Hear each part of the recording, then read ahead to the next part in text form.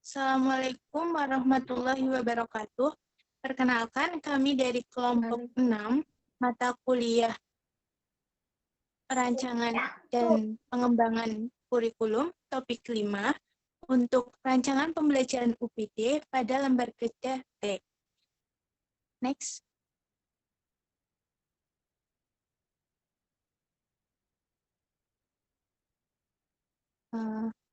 Ya. Anggota kami terdiri dari saya sendiri, yaitu saya Devi Arianti, kemudian ada rekan saya, Mbak Dian Riandani, kemudian ada Mbak Fitri Pujiasih, dan Mbak Sri Alfiana Hikmah. Oke, yang pertama yaitu next.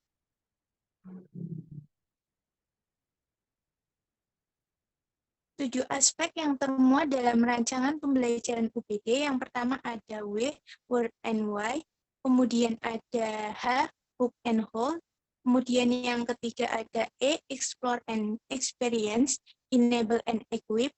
Kemudian yang keempat ada R, Reflect, Rating, dan Revise. Kemudian yang kelima ada Evaluate Work and Progress. Dan yang keenam ini yang akan kami jelaskan mengenai Tailor and Personalize the Work. Kemudian yang ketujuh ada O, Organize for Optimal Effectiveness. Kemudian selanjutnya yaitu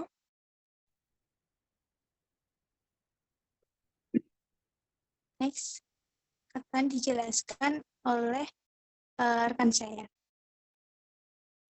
Ya, baik, di sini saya akan menjelaskan mengenai pengertian dari to be tailor itu sendiri. To be tailor menurut Putra dan kawan-kawannya menyatakan bahwa to be tailor dalam rancangan pembelajaran UPT diartikan sebagai penyusunan kegiatan pembelajaran yang dirancang dengan menyesuaikan kebutuhan, minat, bakat, dan kemampuan peserta didik yang berbeda-beda. Nah, untuk selanjutnya akan dijelaskan oleh Mbak Fitri.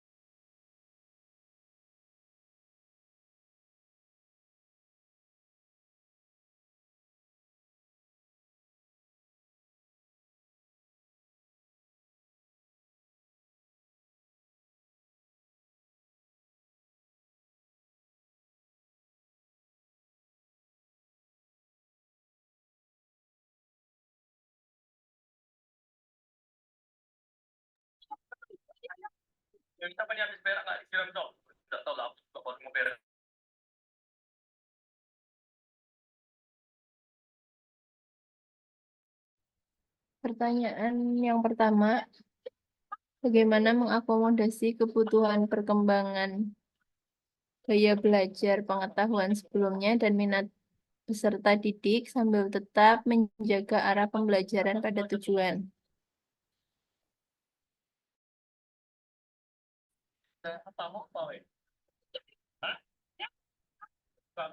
Next.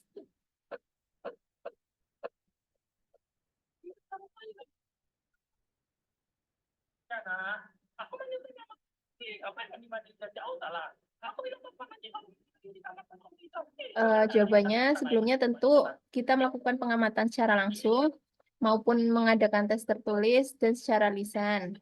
Misalnya pada peserta didik SMP, di mana rentang usianya itu 12 sampai 15 tahun, yakni berada pada fase remaja awal dengan penerapan PSE. Kemudian memberikan asesmen diagnostik non-kognitif untuk mengetahui gaya belajar serta minat belajar peserta didik, dan diberikan asesmen diagnostik kognitif yang sifatnya kontekstual, sehingga mengetahui pengetahuan sebelumnya. Setelah diperoleh data secara keseluruhan, maka guru dapat menyusun tujuan pembelajaran yang sesuai dengan perkembangan pengetahuan awal, gaya belajar, minat peserta didik.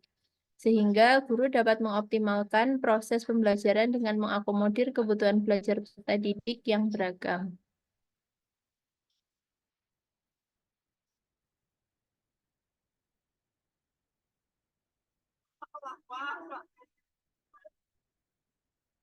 Ya, selanjutnya terkait pertanyaan nomor 2, mengenai bagaimana cara menyesuaikan rencana pembelajaran apabila ada perubahan kondisi untuk memaksimalkan keterlibatan dan efektivitas pembelajaran.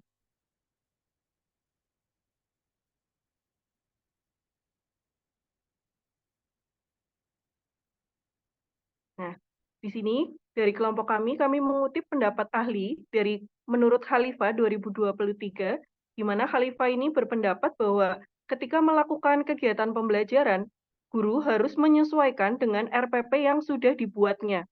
Namun terkadang tentunya ada kalanya proses pembelajaran di kelas itu tidak sesuai dengan rancangan yang sudah disusun. Nah, jika hal itu terjadi, maka cara yang dapat dilakukan oleh guru adalah dengan membuat RPP yang lebih fleksibel. Nah, dengan membuat RPP yang lebih fleksibel sehingga bisa disesuaikan dengan kondisi kelas saat itu. Nah, selanjutnya, di sini kelompok kami merangkum beberapa hal yang mungkin terjadi pada saat pembelajaran. Di sini juga ada caranya bagaimana jika dalam kondisi tersebut guru apa yang perlu dilakukan. Yang pertama terkait alokasi waktu. Nah, apabila dalam suatu pembelajaran guru terkendala pada alokasi waktu, maka dari kelompok kami ada beberapa tips. Yang pertama itu mengelola alokasi waktu dengan mempercepat aktivitas pembelajaran di bagian pendahuluan. Nah, dengan mempercepat kegiatan pendahuluan ini, maka waktu pembelajaran akan lebih sesuai dan efisien pemanfaatannya. Yang kedua, yaitu pendekatan pembelajaran. Nah, apabila dalam pembelajaran guru menggunakan pendekatan di mana pengelompokannya itu berdasarkan level kemampuan peserta didik, maka tips dari kelompok kami yaitu sebaiknya dibuat secara lebih sederhana dalam pembentukan kelompoknya. Sehingga dalam pembentukan kelompok waktunya akan lebih efisien dan setiap anak yang ada pada kelompok tersebut dapat lebih aktif seperti itu. Nah, yang ketiga terkait media pembelajaran. Nah, media pembelajaran ini apabila contohnya jika guru menggunakan media dengan berbasis teknologi. Namun, dalam suatu pembelajaran, kondisi pembelajaran pada saat itu tidak dapat mendukung kegiatan yang ada pada media tersebut. Nah, maka guru dapat mengubahnya dengan menggunakan media cetak. Nah, inilah yang dimaksud dari pendapat Khalifah tadi, yang dimana guru membuat RPP yang harus lebih fleksibel.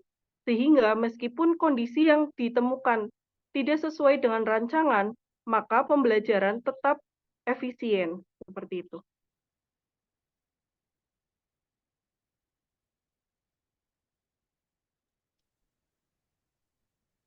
Demikian presentasi dari kelompok kami. Terima kasih atas perhatiannya. Wassalamualaikum warahmatullahi wabarakatuh. Waalaikumsalam warahmatullahi wabarakatuh.